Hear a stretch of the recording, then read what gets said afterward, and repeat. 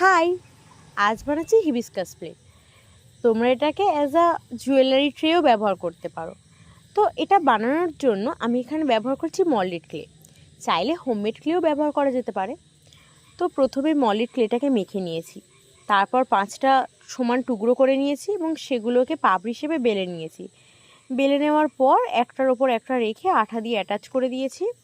এরপর যখন এটা সেমি ড্রাই হয়ে গেছে তখন আমি ধারগুলোকে হালকাভাবে মুড়িয়ে দিয়েছি, যাতে দেখতে একটু বেশি সুন্দর লাগে, রিয়েলিস্টিক লুকের জন্য।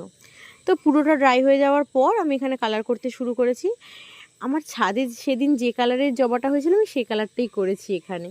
তো প্রথমে লাইট পিঙ্ক কালার দিয়ে পুরোটাকে কভার করে দিয়েছি, তারপরে কিছুটা ডার্ক পিঙ্ক দিয়ে উপর থেকে শেডিং করে দিয়েছি। এরপর প্রোডাক্ট রেনুটাকে হলুদ রং করে দিয়েছি।